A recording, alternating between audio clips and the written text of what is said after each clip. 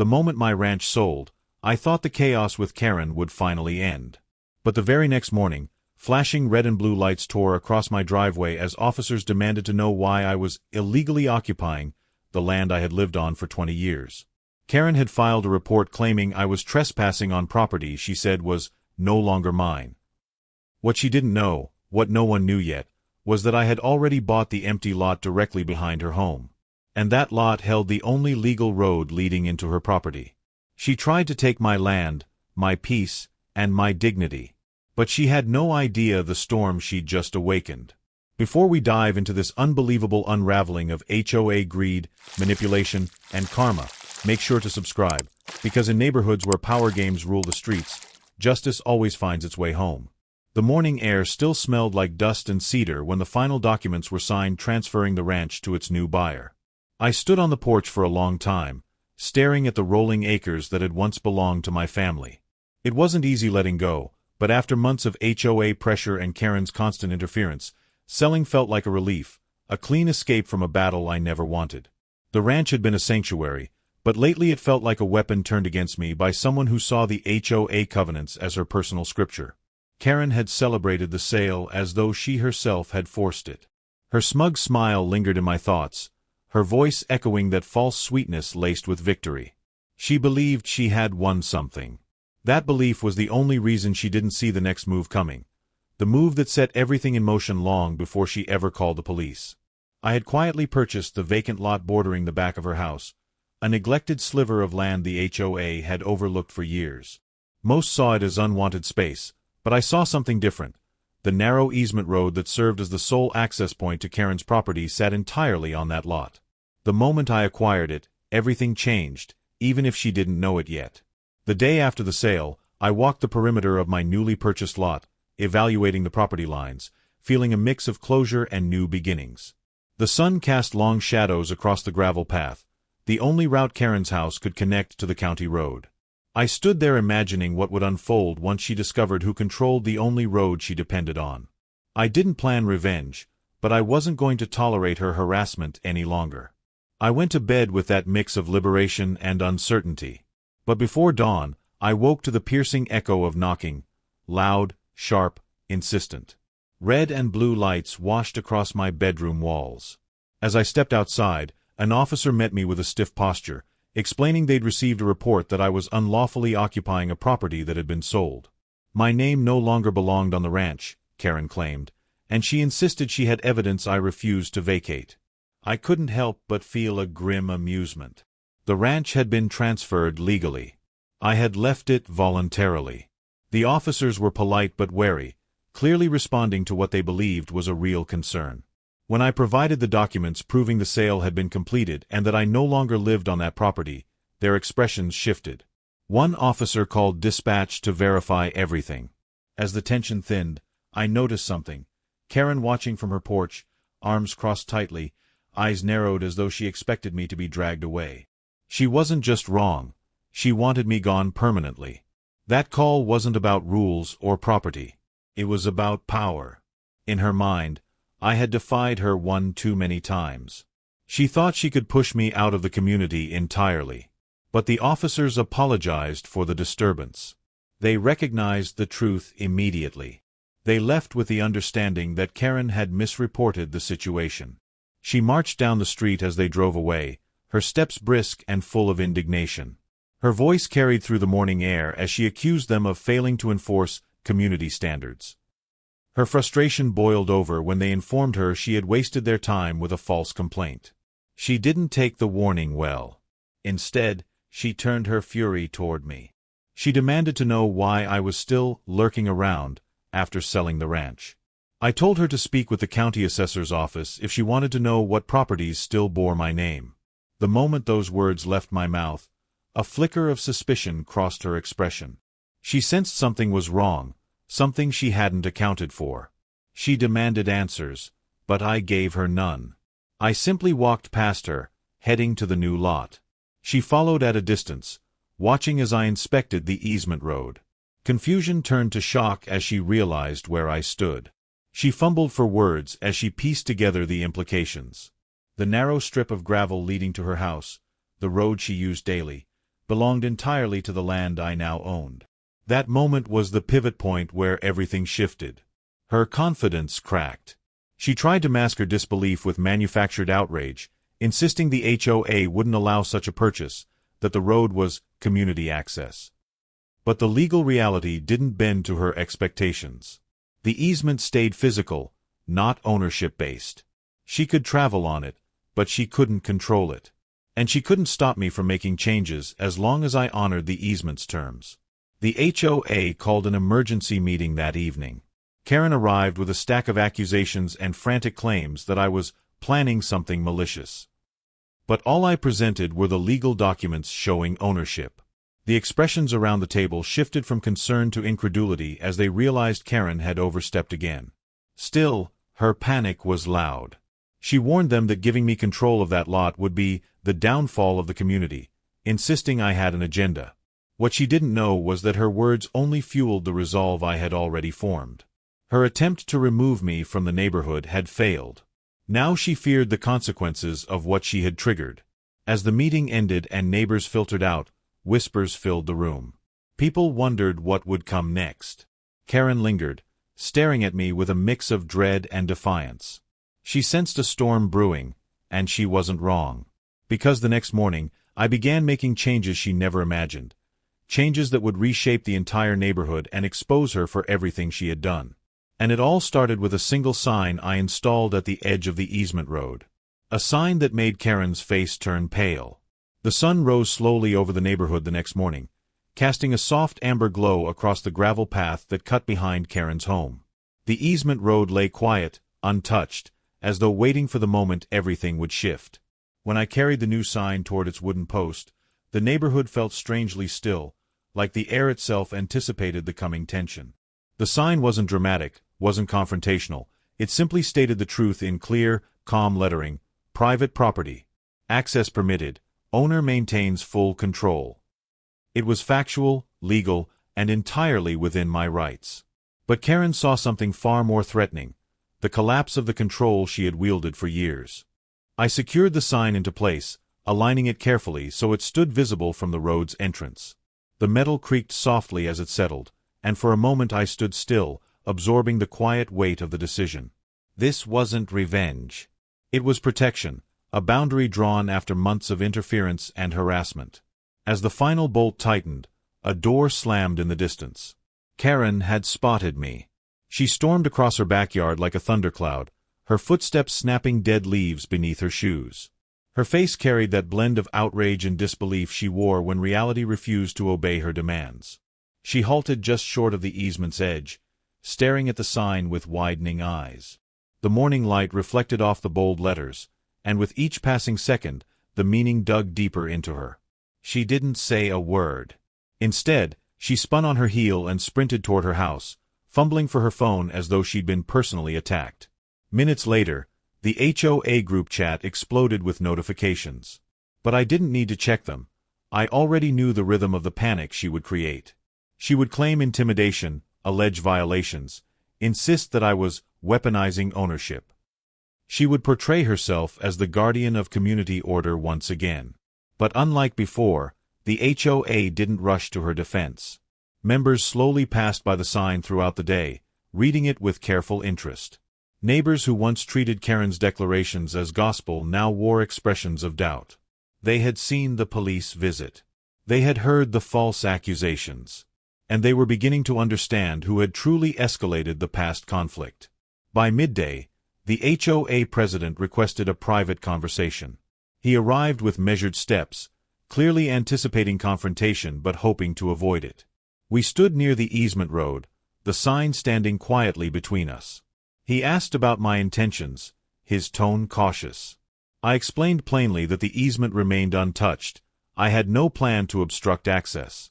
The only change was ownership being acknowledged, nothing more. He nodded, absorbing the calm reasoning that Karen never used.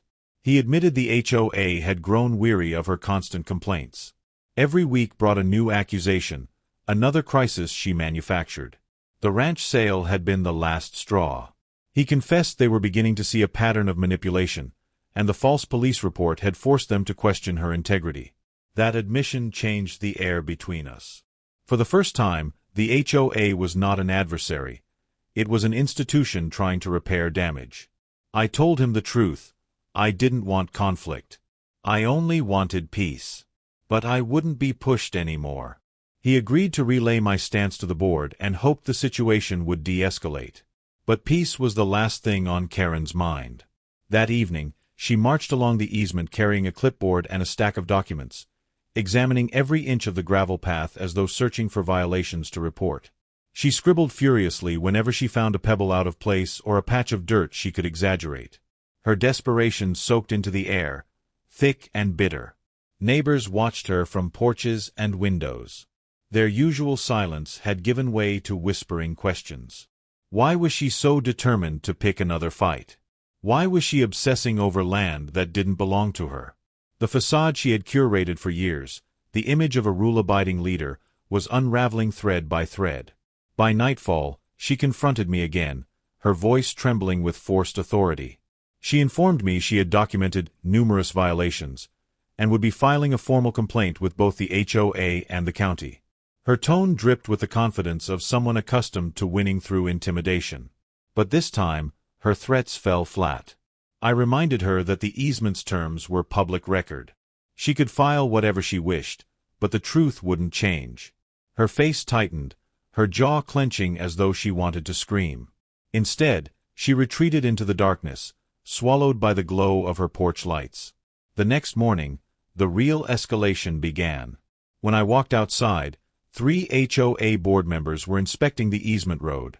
They waved me over, explaining that Karen had filed a complaint claiming I was preparing to restrict community access entirely. I clarified again that nothing had changed besides acknowledging ownership. They believed me, but legally, they were obligated to investigate.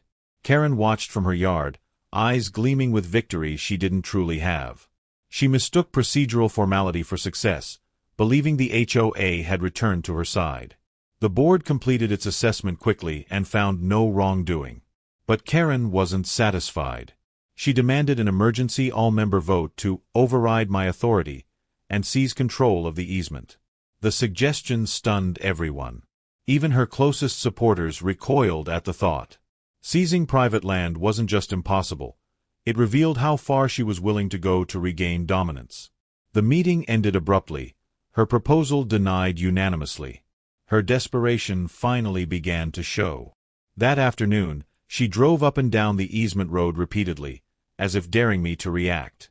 Tires kicked up dust, the gravel rattling under her vehicle with each pass.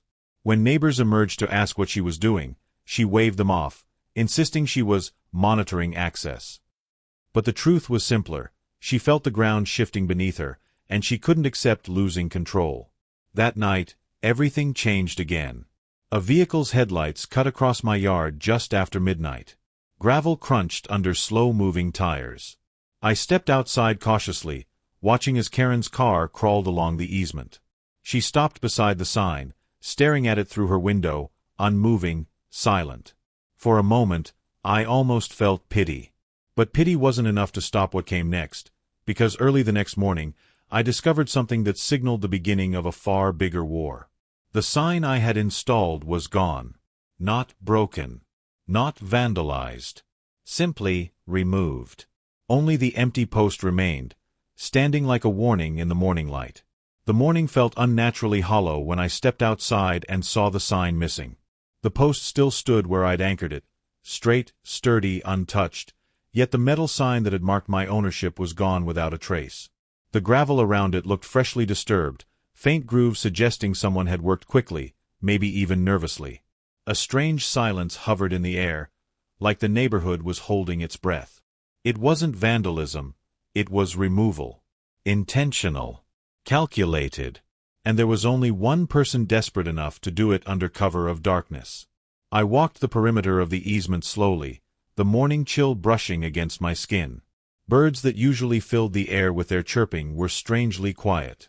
As I traced the path to the tree line, I noticed faint tire tracks, narrow, angled oddly, leading from Karen's backyard toward the easement. The dirt had been disturbed recently, subtle but unmistakable. I closed my eyes for a moment, letting the realization settle. Karen hadn't just crossed a line. She had ripped it out of the ground. The HOA president arrived shortly afterward, summoned by a neighbor who had noticed me inspecting the area. His face shifted when he saw the missing sign. He crouched beside the empty post, running his fingers along the bolt holes. His voice carried the disappointment of someone who had hoped, perhaps foolishly, that Karen might calm down. Instead, she had escalated again, bolder, more unhinged. He sighed heavily, asking if I wanted to file a report. I didn't answer immediately. Part of me wanted the law to handle it, to push back against her constant interference with something official and undeniable. But another part understood that the moment I involved authorities, the neighborhood would descend deeper into chaos, and Karen would turn the incident into a performance of victimhood. She would twist the narrative. She always did. Instead, I told him I would reinstall the sign. The HOA president nodded reluctantly, though concern flickered behind his eyes. He knew as well as I did that replacing it wouldn't end the conflict, it would provoke it further. He left with a warning that the board would address the issue formally. But I could sense he already felt the storm gathering. Throughout the day, neighbors drifted toward the easement road, drawn by whispers of confrontation. People approached with cautious curiosity, their eyes shifting between the empty post and Karen's house. Some offered sympathetic comments, acknowledging the absurd escalation. Others shook their heads, expressing disbelief that the situation had dragged the entire neighborhood into a silent battlefield. By mid-afternoon, Karen emerged from her house wearing a forced look of innocence. She strolled along the easement as though she were simply inspecting the scenery, avoiding eye contact. But her posture betrayed her: stiff shoulders, tense hands, a nervous glance toward the post each time she passed it. Neighbors watched her movements, their expressions reflecting an awareness that her facade was cracking. When she finally approached me, her voice carried that brittle tone she used when pretending nothing was wrong. She made small talk about property maintenance, easement rights, and community harmony, pretending to be the reasonable party in a dispute she had ignited. But her eyes darted repeatedly to the empty post, unable to hide the truth. Every word she spoke trembled with guilt wrapped in desperation. I didn't confront her. I didn't accuse her. I simply stood there, watching her unravel one subtle twitch at a time.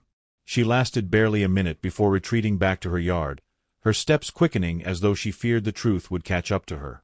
By evening, the HOA message board was ablaze.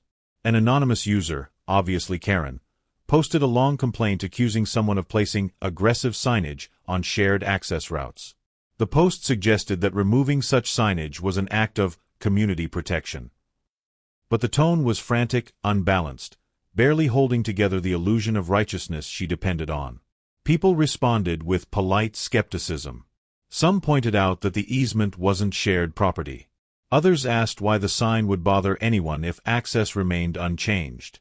The more she argued, the more transparent her intentions became. She wasn't protecting the community. She was protecting her vanishing authority. At sunset, I carried a replacement sign to the easement. The sky glowed orange, streaked with fading light as I secured the new metal sheet to the post. The air felt heavier than before, as though the sign wasn't just a marker of ownership but a symbol of the conflict no one could ignore anymore. As I tightened the final bolt, footsteps crunched behind me. I didn't turn around immediately. I already knew who it was. Karen's breathing was sharp, shallow. She stood behind me, trembling with a mix of fury and fear she could no longer conceal. She demanded to know what I thought I was doing, her voice cracking under the pressure of losing control. I didn't respond. I simply stepped back from the post, dusted my hands clean, and walked past her in silence. Her expression contorted as though the absence of confrontation was more infuriating than the sign itself. The gravel shifted under my boots as I returned to my yard, leaving her alone with a sign she could no longer remove without exposing herself fully. But the calm didn't last. Around midnight, movement jolted me awake. A distant rumbling noise carried across the property, heavy, mechanical, out of place. I slipped outside quietly, and the moment my eyes adjusted to the darkness, I saw headlights creeping along the easement. The faint outline of a large vehicle loomed behind Karen's fence. A truck. A towing rig. something meant to move heavy objects. For a moment, confusion clouded my thoughts. Then the truth hit me like a surge.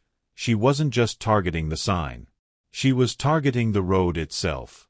The headlights shifted, illuminating the gravel path in harsh white light. I watched from the shadows as the truck positioned itself directly beside the easement, its idle engine rumbling low. The driver stepped out briefly, surveyed the area, then climbed back inside. It wasn't vandalism this time. It wasn't intimidation. It was preparation. Karen was planning something larger, something that would change everything. And I knew the moment the truck's engine revved louder that the real conflict, the one she'd been building toward, was about to begin. Something on that easement was going to be removed before sunrise.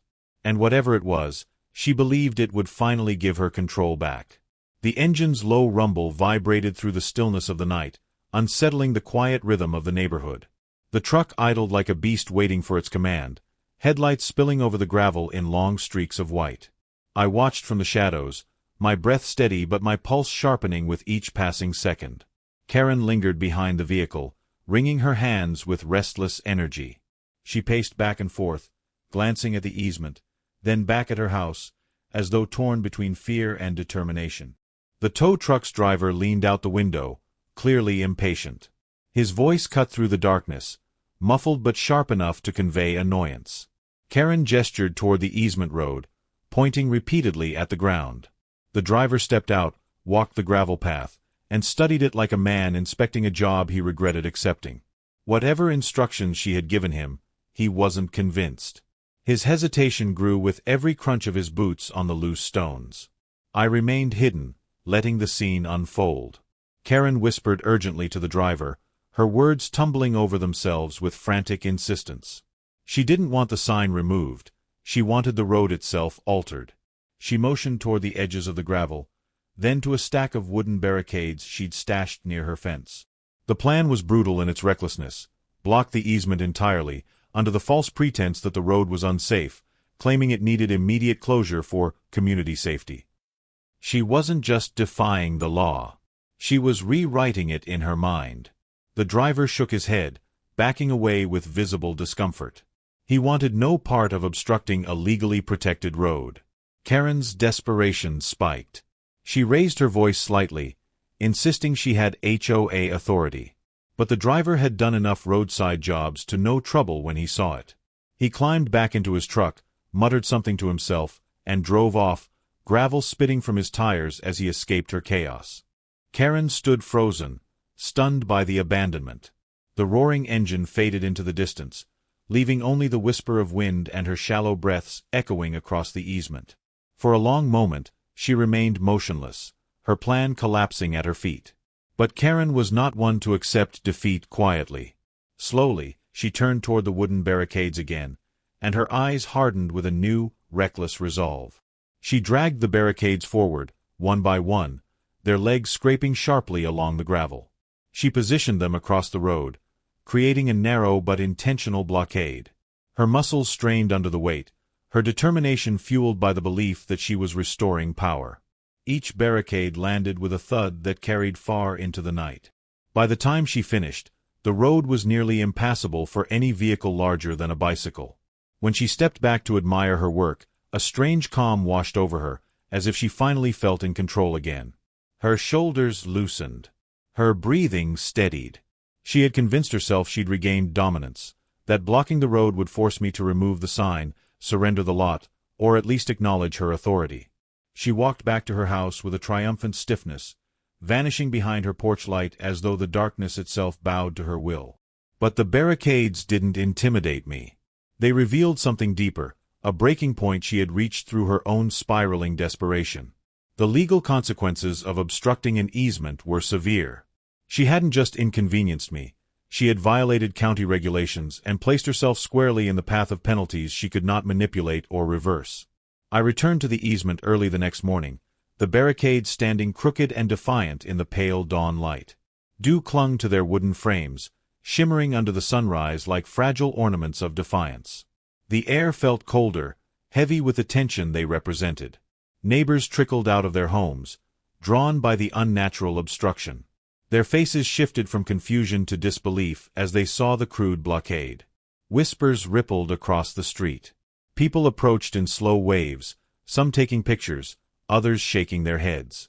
A few muttered that Karen had finally gone too far. The HOA president, alerted by the commotion, hurried toward the scene. His eyes widened as he took in the barricades, the expression on his face a blend of frustration and something close to exhaustion. He questioned me quietly, careful to understand what had happened without assuming intent. I described the events of the night, the truck, Karen's frantic behavior, her desperate attempt to manipulate access. His jaw tightened with each detail. He stepped over to the barricades, inspected them closely, then pulled out his phone to document the violation. The HOA couldn't ignore this. Not anymore. A small crowd gathered as he called an emergency board session. Neighbors exchanged uneasy glances. The easement had always been a quiet part of the community, a simple road with no history of conflict, until Karen turned it into a battleground. The sense of unity among the neighbors grew stronger, not from shared anger but from shared fatigue. They were tired of living under her constant storms. When Karen finally emerged from her house, she froze at the sight of the crowd. Her eyes bounced between the barricades and the HOA president photographing them. Her expression shifted from confidence to alarm. She marched forward, insisting she'd placed the barricades for safety reasons. But her voice wavered, brittle and defensive. The HOA president confronted her calmly, citing the easement laws, the county codes, the documented harassment, and the repeated false complaints. Karen's insistence crumbled under the weight of facts she could no longer twist. The neighbors didn't rally to her defense. They stood silent, watching her unravel. She tried to argue, tried to redirect blame, but every sentence dug her deeper into a pit she couldn't climb out of. The president informed her that not only would she be fined, but the board would schedule a vote to remove her from any position of influence within the HOA. Her face went pale, drained of the authority she once brandished so effortlessly. As she sputtered disbelief, the HOA president turned to me and asked if I wanted the barricades removed immediately. I nodded, stepping forward as neighbors joined in. Together, we lifted the wooden frames and carried them aside, clearing the easement in minutes, undoing her entire night's work with quiet efficiency. Karen retreated slowly, her steps unsteady. She watched helplessly as the road reopened, her illusion of power dissolving completely. But the day's events weren't over. That afternoon, the county inspector arrived, summoned by the HOA president's report. He examined the easement, reviewed the case, and confirmed violations that would trigger formal action. Karen hovered nearby, trembling, unable to mask her dread. The inspector's final words left the entire neighborhood silent. Based on her obstruction, she might lose privileges tied to property access unless she complied fully with the law. Karen's world had begun to collapse, not from my actions, but from her own. And the next step in her unraveling would be far more public and far more devastating.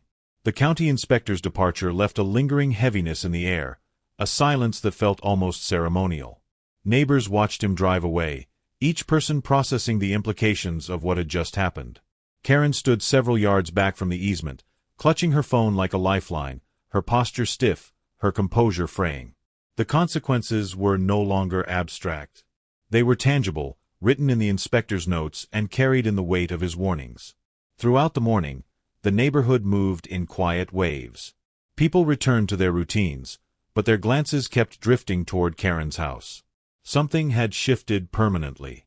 Her aura of authority, once unshakable, had fractured, and the pieces were beginning to fall in full view of everyone.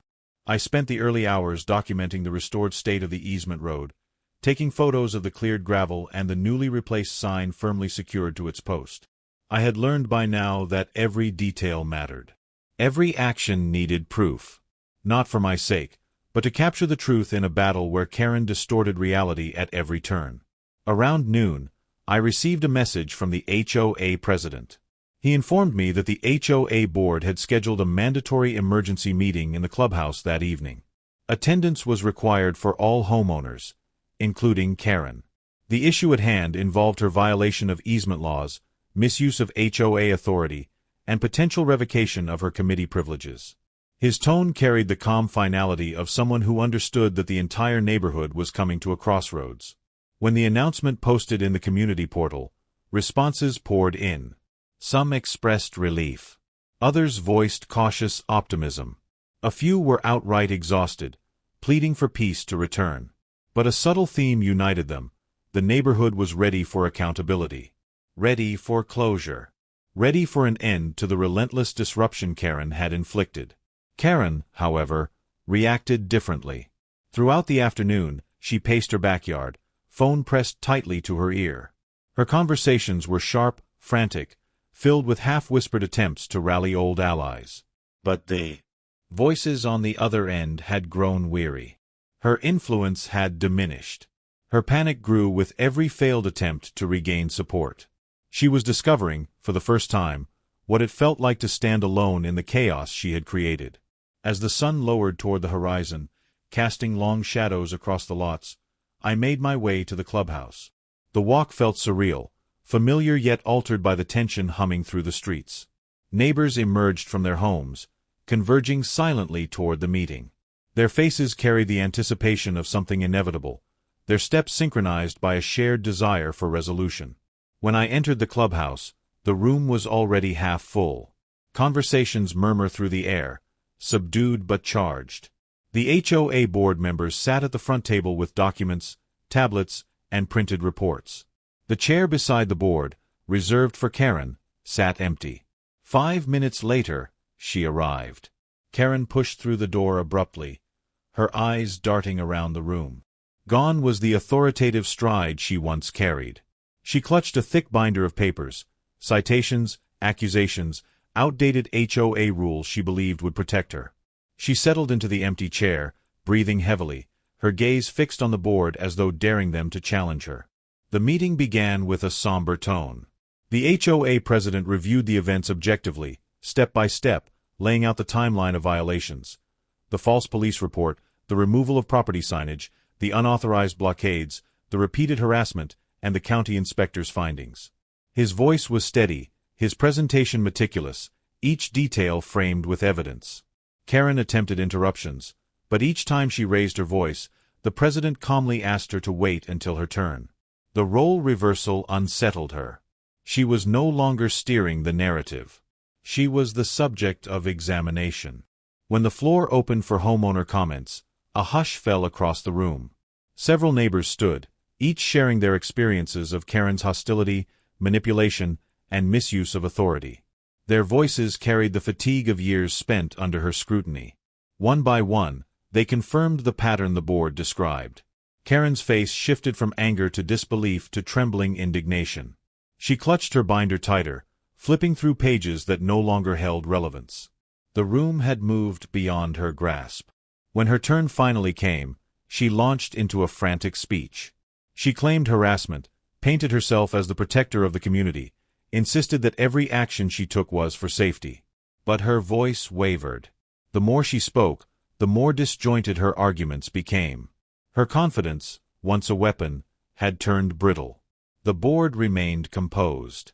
After her statement, they presented the final item, a motion to remove Karen from all HOA positions, revoke her voting privileges temporarily, and issue fines for her violations. The motion passed in seconds, unanimous, firm, irreversible. A collective exhale washed through the room.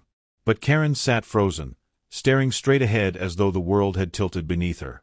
The meeting adjourned, and homeowners filtered out, leaving behind a silence that felt like the end of a long storm. As I stepped outside, the cool night air felt lighter than it had in months. Karen exited moments later, moving slowly, her posture collapsed. She walked past me without a word, her eyes hollow, the binder hanging loosely in her grip. She had lost the authority she built her identity upon. But the unraveling wasn't over. Early the next morning, as I prepared to inspect the easement again, a loud crash echoed across the neighborhood. Birds scattered from the treetops. A harsh metallic clang rang out, followed by a second, sharper impact. Neighbors rushed outside, confusion etched on their faces. I followed the sound toward the easement, heart tightening with anticipation. When I reached the road, shock halted me mid-step. A large section of the gravel path had been torn open, ripped violently from the ground. A deep trench carved across the width of the easement made it completely impassable. Jagged piles of uprooted soil lined the edges like the scar of a violent strike. Fresh tire tracks led directly to the destruction. Tracks that matched the shape of heavy machinery. Karen hadn't accepted her loss. She hadn't backed down. She hadn't surrendered control. She had escalated to something far more dangerous, something that threatened the entire community. The easement wasn't blocked anymore. It was destroyed. The destruction was absolute. The easement road, once a simple strip of gravel connecting properties to the county route, now looked like a battlefield.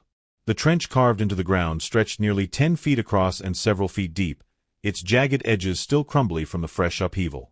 Dawn's early light cast long shadows into the hollow, emphasizing the violent force that had torn it open.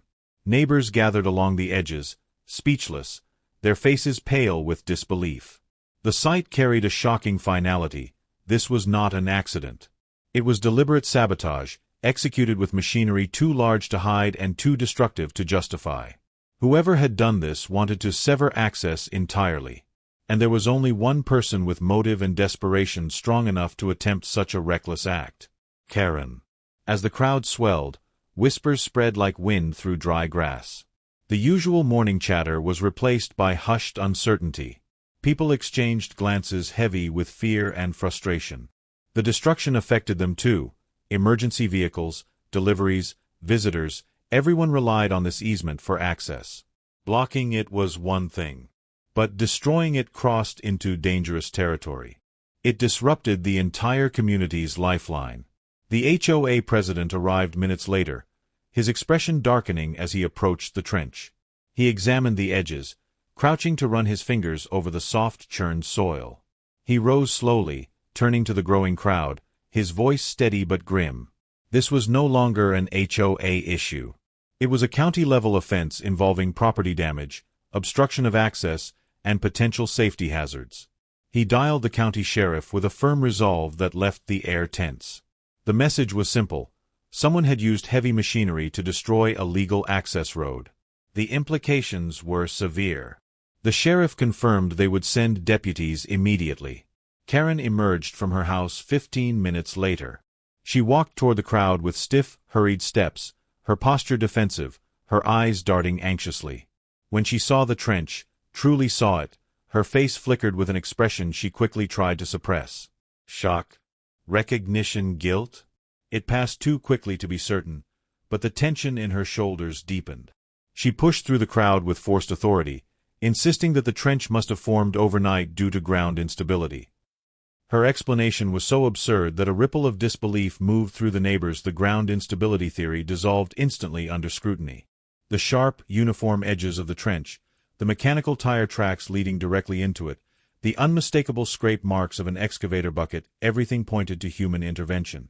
When the deputies arrived, the atmosphere tightened further. They cordoned off the area, documented the scene, and began questioning everyone present. Karen hovered on the periphery, wringing her hands, her face pale. She avoided direct eye contact, but her unease was visible in every tremor of her fingers. The deputies moved methodically. They examined the trench, photographed the tire tracks, and followed them to the edge of Karen's backyard fence, where fresh indentations hinted that the machinery had been parked briefly.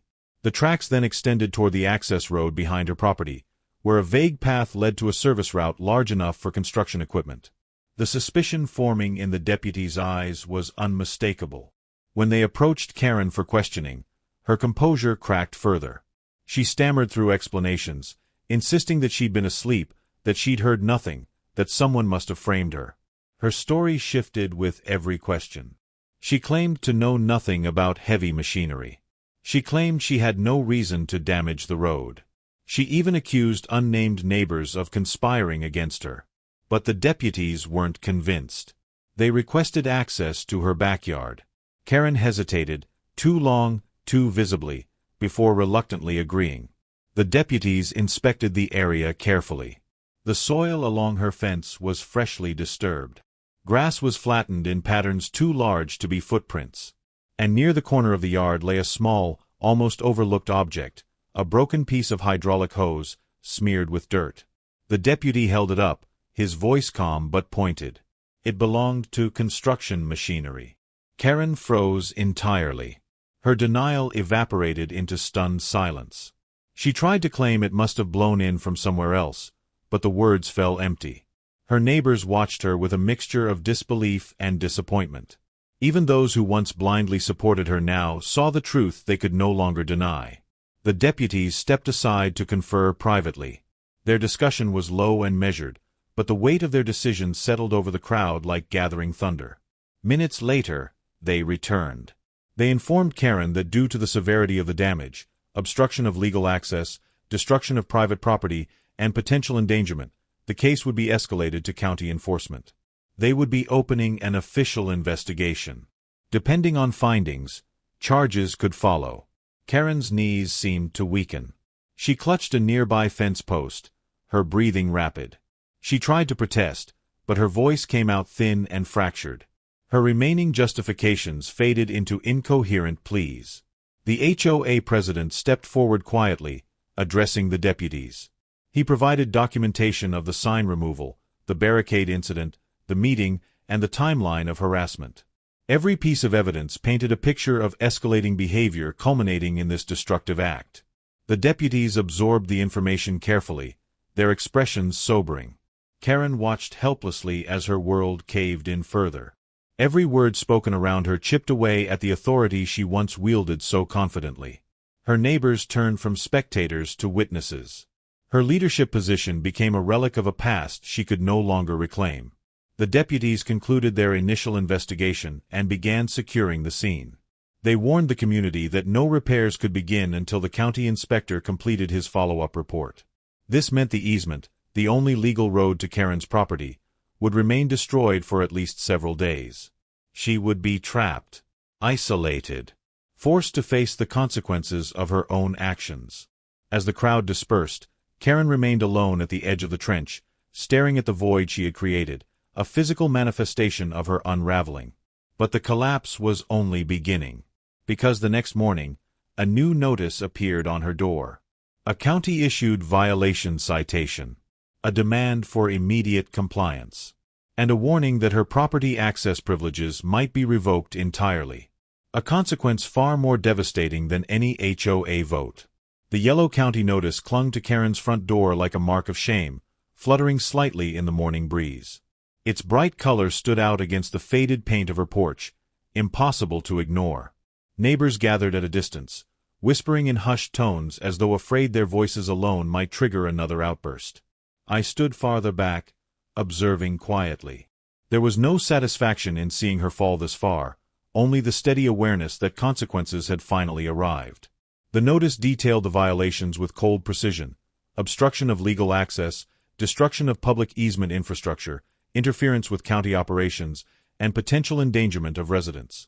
It ordered Karen to appear at a formal compliance hearing within 72 hours.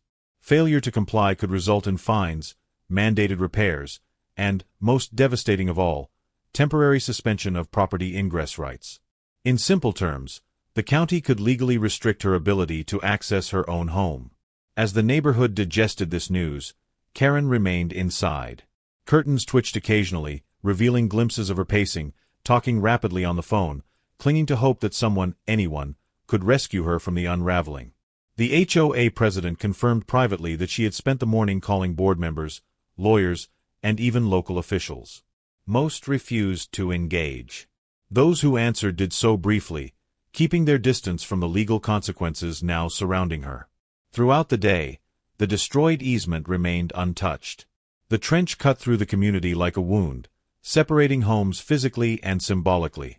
People had to park along side streets and walk long distances to reach their front doors.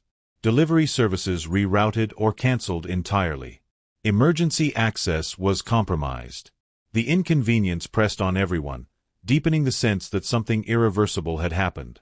By late afternoon, county vehicles arrived to continue their investigation.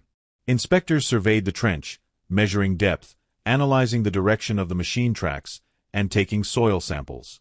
They photographed the hydraulic hose found in Karen's yard, matching its type with nearby equipment rental reports. A sheriff's deputy quietly confirmed that a medium excavator had been checked out overnight by someone using a temporary license and an address matching Karen's utility information. The pieces connected themselves.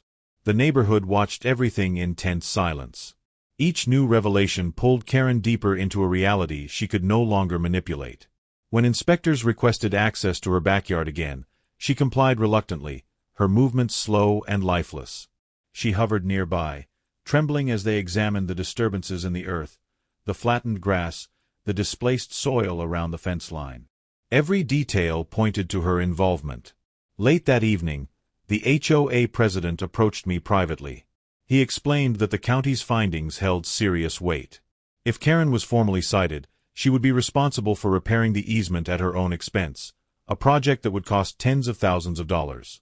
The county could also pursue charges, depending on her cooperation and the final report. Her future in the neighborhood hung by a thread. As night fell, Karen finally stepped outside, her hair disheveled, her face drawn with exhaustion. She walked slowly toward the easement, stopping several feet from the edge of the trench. She stood there silently, staring into the void, a pit carved not just into the road, but into her sense of control. The gravel crunched softly under her feet as she shifted, unable to look away from the destruction. The neighborhood was unusually quiet. No one confronted her, no one mocked her, no one offered comfort. It was as if the community had collectively stepped back, giving space for the weight of consequence to settle fully on her shoulders. Karen looked smaller than she ever had, fragile, transparent, stripped of the authority she had built her identity upon.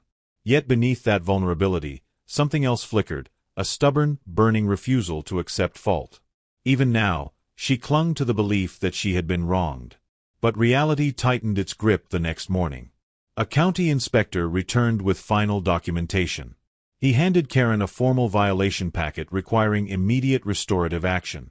She had exactly 10 days to restore the easement to full, legally compliant condition. Failure to meet the deadline would trigger escalating penalties, including the possibility of restricted access to her home until repairs were complete. The shock drained the color from her face. She argued, pleaded, protested, but the inspector remained composed. The document was signed, stamped, and irrevocable. Word spread quickly. Neighbors read the official notice posted beside the trench. Murmurs filled the air, not of anger anymore, but of weary relief. Something concrete was finally being done. The chaos had a trajectory now, and that trajectory pointed toward accountability. Karen disappeared inside her house for several hours. Then, just after noon, she emerged with renewed determination. Frantic, desperate, but determined. She marched toward my lot, her footsteps sharp and uneven. She stopped at the edge of the easement, clutching a stack of papers, her voice quivering with false bravado as she demanded I assist her with repairs, claiming I bore partial responsibility because I provoked the situation. Her tone cracked mid-sentence. The words that followed were softer, almost pleading. She insisted that the neighborhood needed unity, that we couldn't allow the county to intervene further. But her desperation warped her logic. She wasn't seeking unity, she was seeking escape. I didn't respond.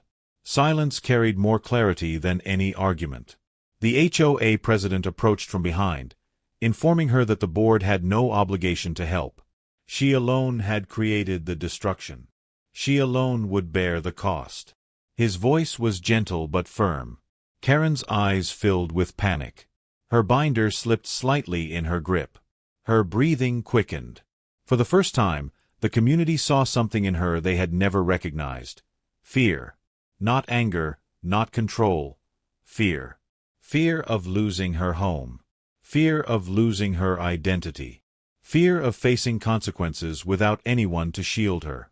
As the sun set that evening, casting long crimson streaks across the ruined road, Karen stood alone at its edge, her silhouette small against the vast scar she had created. The trench remained unchanged, a testament to the moment where everything turned against her. But the story wasn't finished.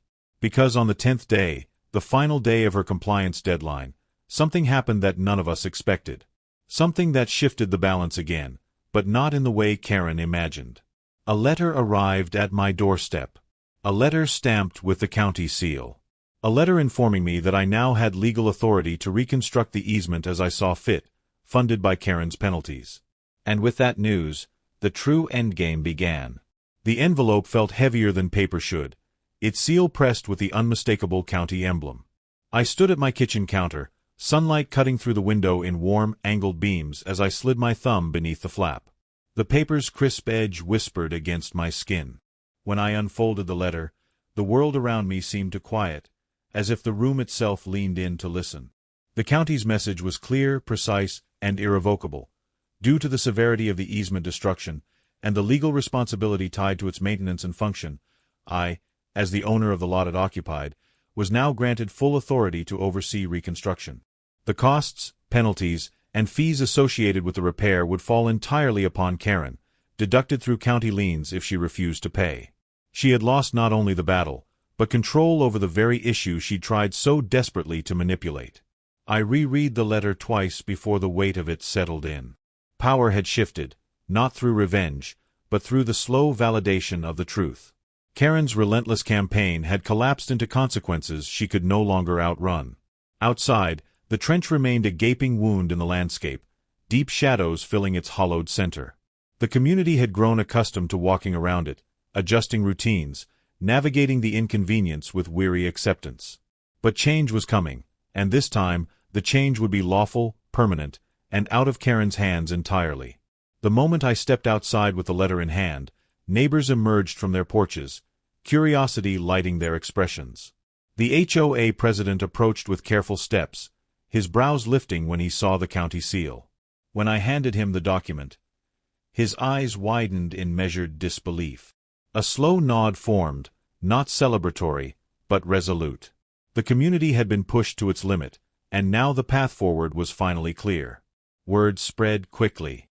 Karen watched from her window, the blinds shifting just enough to reveal her tense silhouette.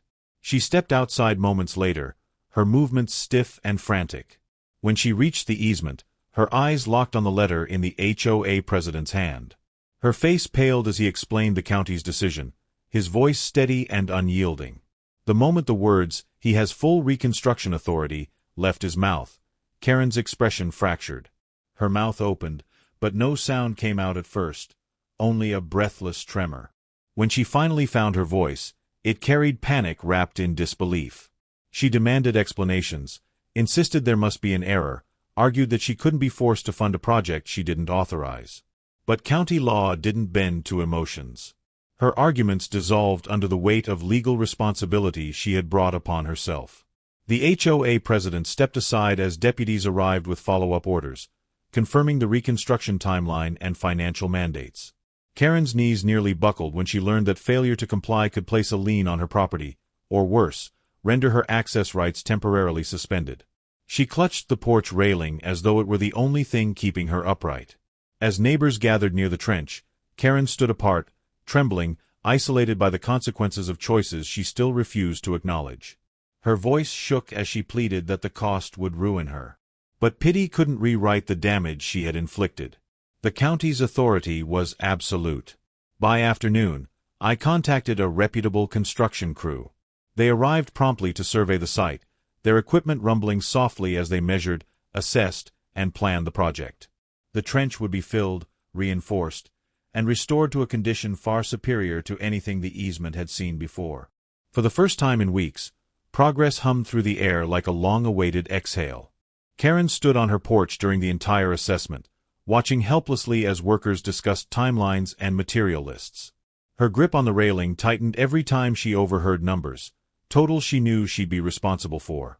The excavation crew treated her like a bystander, not an authority, and the realization stung her deeper than any fine. The next morning, machinery rolled onto the lot. The ground shook gently as engines roared to life. The trench was filled layer by layer, gravel pouring into the hollow with rhythmic precision. Neighbors gathered in small clusters, witnessing restoration unfold.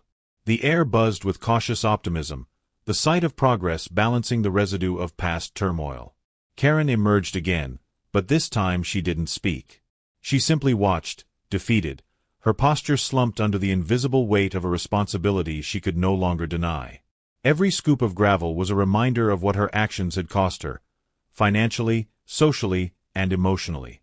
By midday, The reconstruction neared completion.